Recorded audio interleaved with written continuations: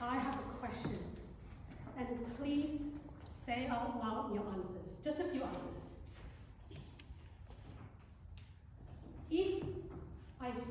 If I say the word suffering, what is one word that comes to your mind immediately? Pain. Discomfort. Discomfort. One more? Struggle. Sorry? Struggle. Struggle. Now, if you look at the dictionary, the synonym for suffering is agony, discomfort, misery, torment, pain, and the list goes on and on. Notice all the negative words. Because suffering, by every definition we have, is associated with something dark, something unwanted. And pain itself, the constant companion of suffering, comes in multiple forms. One, physical pain. The kind that lives in your body.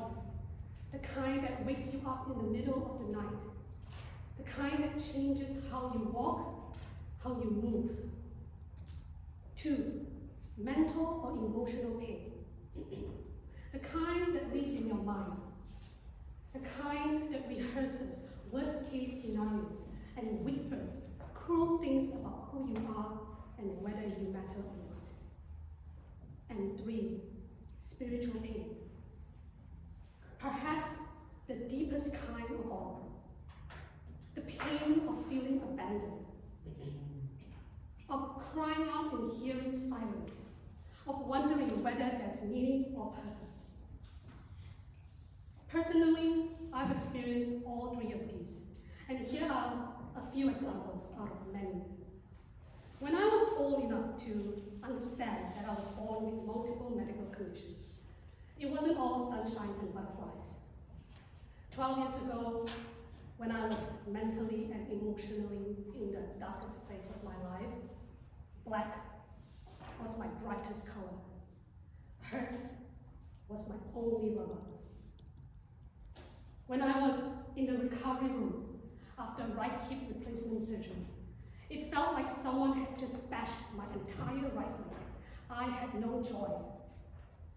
When I found out for the first time in my life that my right eye is blind, it wasn't blissful, it was frightful. And when I found out just last month that my left eye is blind now, I did not feel blessed. I did not feel like celebrating. So, why am I standing here tonight with a speech titled, Celebrating Suffering? You see, over the decades, pain and suffering has taught me something unexpected.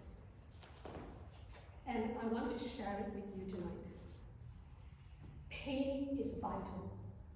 Pain is a VIP. Each experience is very important pain. Now, you may or may not know this, but there is a condition called congenital insensitivity to pain. People living with this condition cannot feel physical pain at all. Many suffer severe injuries because their bodies never warn them that something is wrong. They can break a leg and not feel it, burn a hand and not realize it, develop serious injuries without noticing. The thing they cannot feel is the very thing designed to protect them. Pain is not merely a sensation. Pain is information. Pain is like a messenger. It's like the car indicator telling us that something is not right. We need to stop ourselves, and check what is wrong in us. And like the warning light near the steering wheel, physical pain lights up and says, something is wrong in the body.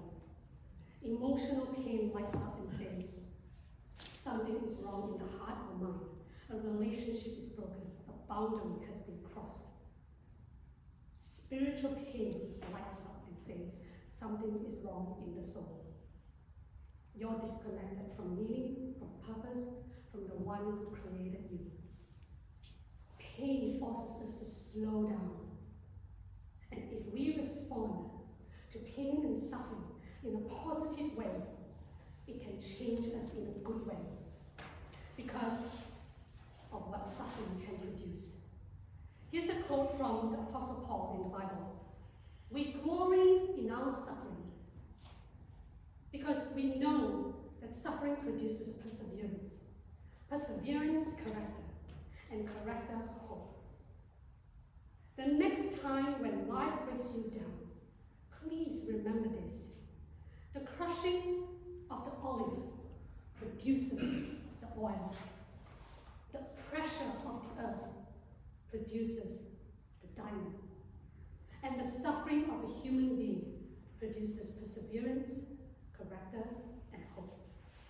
Such resilience is worth celebrating.